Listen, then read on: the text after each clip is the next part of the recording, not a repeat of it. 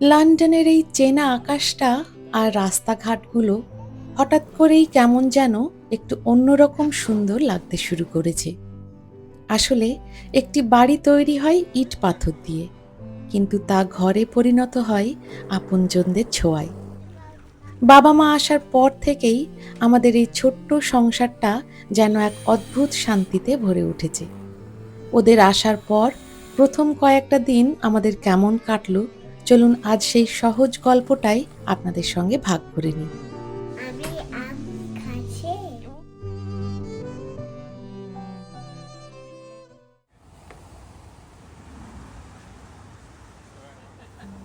ওই দেখো, ওই দেখো, ওই দেখো।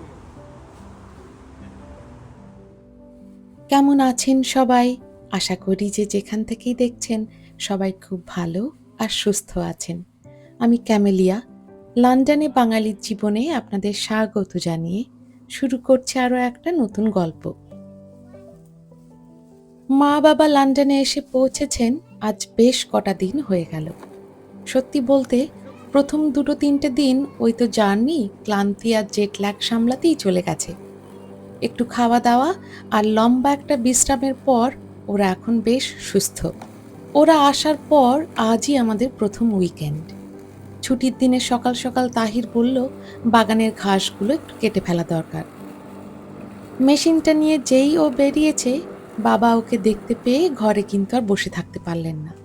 সোজা চলে এলেন বাগানে, তাহিরের সাথে হাতে হাত মিলিয়ে কাজে লেগে পড়লেন। এদিকে মাও কিন্তু বসে নেই, নিজেকে একেবারে রান্নার কাজে সঁপে দিয়েছেন। আসলে এর পেছনে বেশ কয়েকটা কারণ আছে। প্রথমত, আমার বাবা মায়ের হাতে রান্না ছাড়া বেশি দিন একদমই চলতে পারেন না, সেটা দেশেই হোক আর লন্ডনে। বাবার পাতে মায়ের হাতে চেনা স্বাদটা চাইই চাই। আর দ্বিতীয় কারণটা হলো মা নিজেই। মাও রান্নাবান্না ছাড়া বেশি দিন ভালো থাকতে পারেন না। ওই যে আমাদের মায়েদের একটাই অভ্যাস থাকে না, রান্নাঘরের চেনা গন্ধ, খুন্তি নাড়ার আওয়াজ আর সবাইকে ভালোবেসে খাওয়ানো।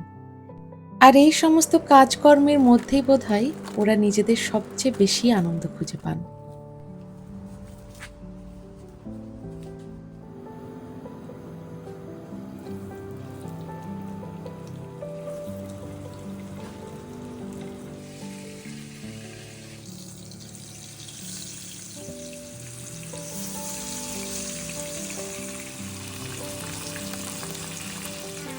আম বলো, আমি আম খাচ্ছি। আমি আম খাচ্ছে। ওরে সোনা। শুক্রবার তাহির কাজ থেকে ফেরার পরপরই আমরা দুজনে মিলে বেরিয়েছিলাম কাছের একটি বাঙালি দোকানে। আসলে বাবা আর মা দুজনেই চিকেন, ডিম, মাংস এগুলো খুব একটা পছন্দ করেন না, কিন্তু পাতে যদি একটু মাছ থাকে, সাথে সামান্য একটু ডাল, একটু সবজি, ব্যাস, তাহলে ওদের আর কিচ্ছু চাই না। এখানকার লোকাল সুপারমার্কেটগুলোতে যে মাছ পাওয়া যায় সেগুলো বেশিরভাগই সামুদ্রিক। আমার বাবা মা সামুদ্রিক মাছ খুব একটা ভালো খান না, তাই ভাবলাম ওদের জন্য দেশি মাছ আর চেনা সবজি একটু নিয়ে আসি। বাঙালি দোকানটায় গিয়ে যখন রুই, পাবদা, ট্যাংরা এই সমস্ত দেশি মাছ আর দেশি কিছু সবজি ব্যাগে পুড়ছিলাম, তখন মনে মনে একটা আলাদাই আনন্দ হচ্ছিল। এই যে ৭ সমুদ্র ১৩ নদী পার করে এসেও বাবা মায়ের মুখে একটু চেনা স্বাদ তুলে দেওয়ার যে চেষ্টা, এর চেয়ে বড় তৃপ্তি বোধহয় আর কিছুই হয় না।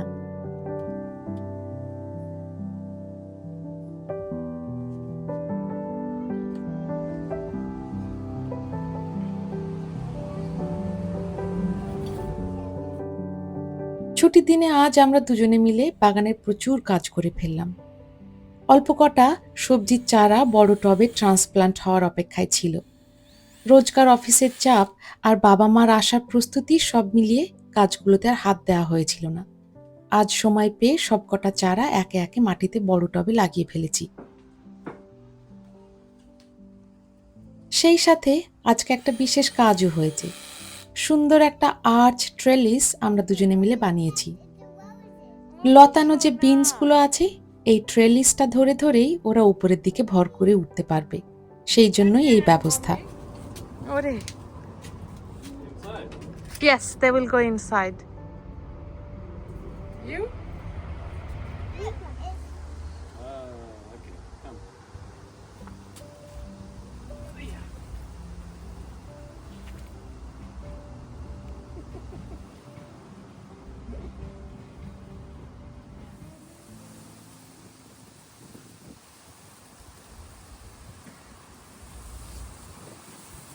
thank you. Yeah, looks good.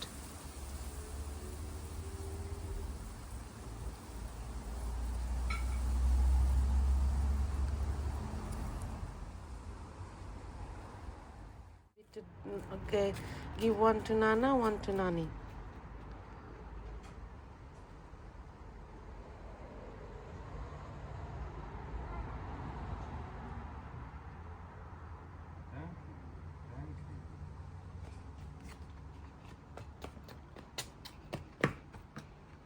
Thank you.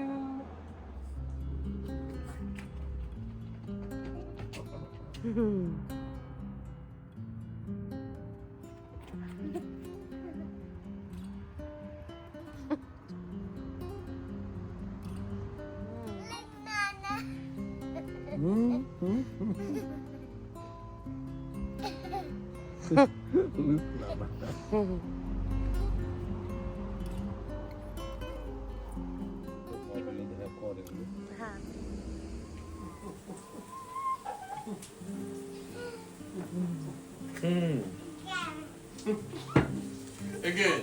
Again. Look at that.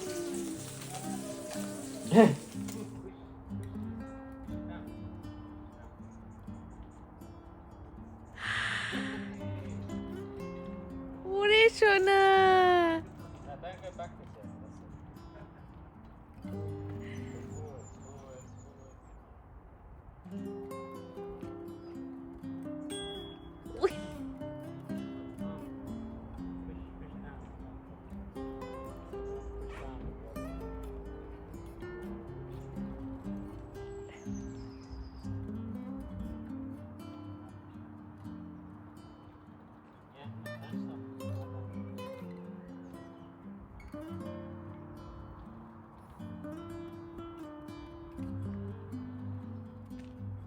Then this leg forwards.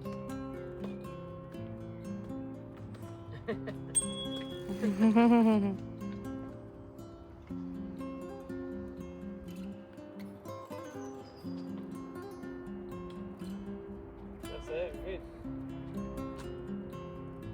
You're pushing foot down.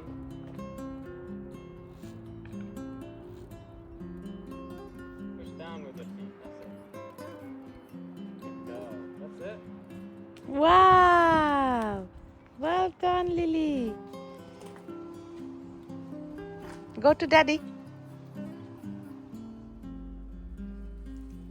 লন্ডনে এখন দিনগুলো ভীষণ লম্বা। এই জুন মাসে তো ভোর 3টে বাজতে না বাজতেই চারিদিকে আলোই আলো হয়ে যায়, আর সূর্য ডুবতে ডুবতে রাত 10টা। মা সকালে উঠে আকাশ দেখে বলল, এত সুন্দর যখন রোদ বেরিয়েছে, আমার আলুর পাঁপড়গুলো একটু রোদে দিয়ে নিতে। গতবার যখন দেশে গিয়েছিলাম, মা এই আলুর পাঁপড়গুলো নিজের হাতে বানিয়ে দিয়েছিল। এখনও বেশ কিছু রয়ে গেছে। লন্ডনের এই মিষ্টি রোদে মায়ের হাতের আলুর পাঁপড়গুলো যখন মেলছিলাম, মনে হচ্ছিল মা এসেছে বলেই এই চিরন্তন যত্নটা এখনো পাচ্ছি। জলখাবারে আজ হচ্ছে ডিমের অমলেট আর একটু পরোটা। তাহির আর লিয়ানা দুজনেরই ভীষণ ভালোবাসার একটি খাবার।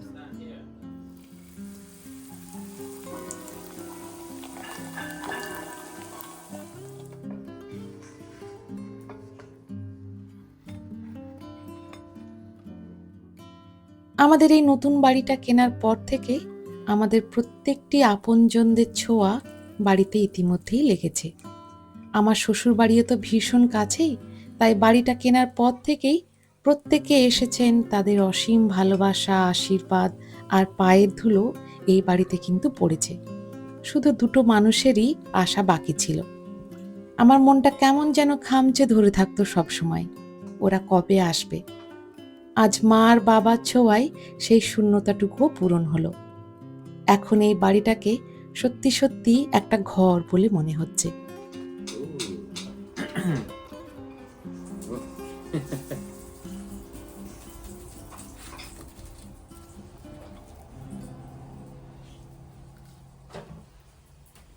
কেমন? খুব ভালো।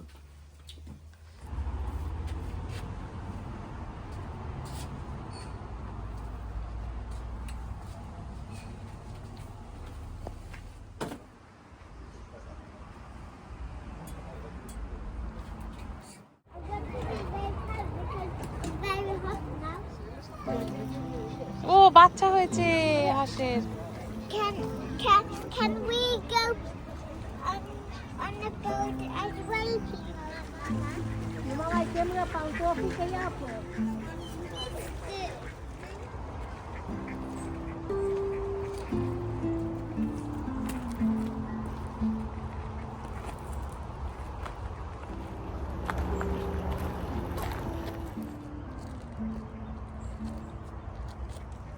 this is like that wild garlic. বিকেল নাগাদ মা বাবাকে নিয়ে আমাদের বাড়ির পাশের একটা সুন্দর লেকে ঘুরতে গেলাম। বিলেতের এই আবহাওয়া এখন আমাদের কাছে বেশ গরম আর আরামদায়ক মনে হলেও বাবার জন্য কিন্তু একটু বাড়তি সাবধানতা রাখতেই হয়। বাবা একটুতেই ঠান্ডা লাগার সমস্যায় ভোগেন।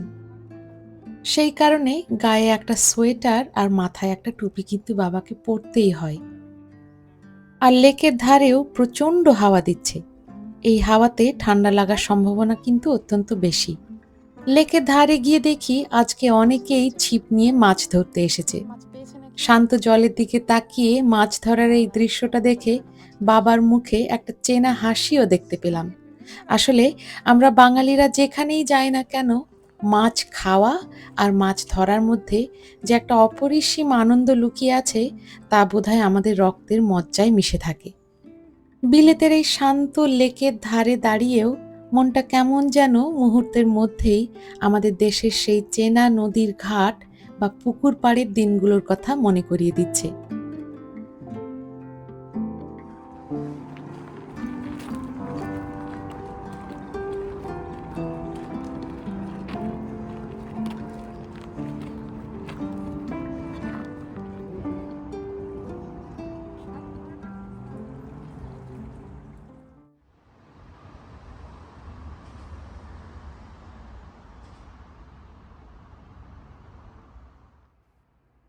উইকেন্ড পেরিয়ে আজ সপ্তাহের প্রথম দিন।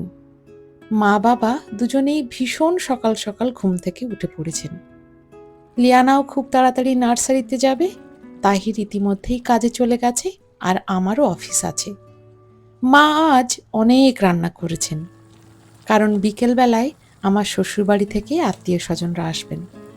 ব্যস্ততার মধ্যেও ঘরে যেন আজ এক অন্যরকম আমেজ। আমার শ্বশুর বাড়ির সবাইও মা বাবাকে দেখার জন্য অধীর আগ্রহে অপেক্ষা করছিলেন। শুধু অপেক্ষা একটু ছিল ওদের জেট ল্যাগটা একটু কাটিয়ে ওঠার। অবশেষে আজ বিকেলেই সবাই একসঙ্গে হবে। মাও সেই আনন্দে সকাল থেকে অনেক রান্নাবান্না করছেন। লিয়ানা ঘুম থেকে উঠে ব্রেকফাস্ট করে এই যে ও সেলাই নিয়ে বসেছে, ওকে এখনই রেডি করে নার্সারিতে নিয়ে যাব।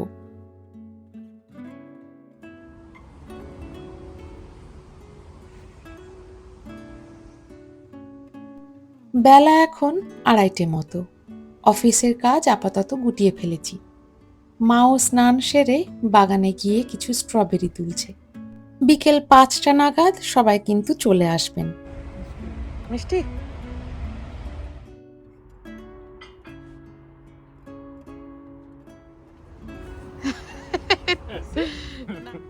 Oh, the prettiest.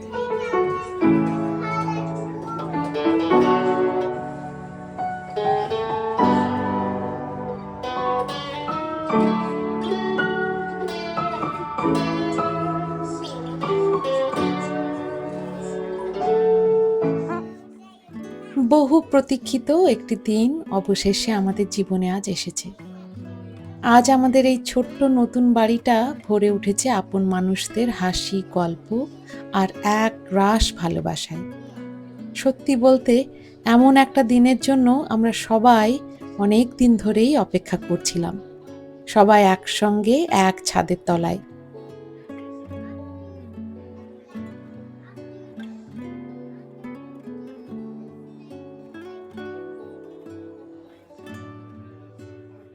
আপনারা তো জানেন আমার শ্বশুর বাড়ির প্রত্যেকেই এখন আর সোশ্যাল মিডিয়াতে আসতে চান না, তাই সবাইকে আমি ক্যামেরার ফ্রেমে আপনাদের দেখাতে পারছি না।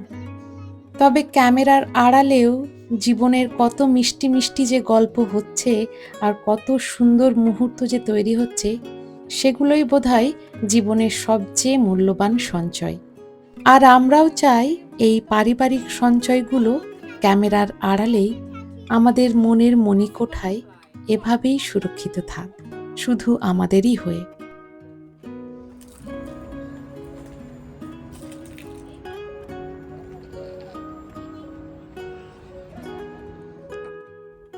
চলুন, আজকের পর্বটি তবে এই পর্যন্তই থাক। মা বাবা লন্ডন ভ্রমণের আগামী দিনগুলো কেমন করে কাটছে তার গল্প নিয়ে খুব তাড়াতাড়ি ফিরব পরের পর্বে। আপনারা সবাই খুব ভালো থাকবেন, সুস্থ থাকবেন। দেখা হচ্ছে খুব তাড়াতাড়ি আগামী গল্পে।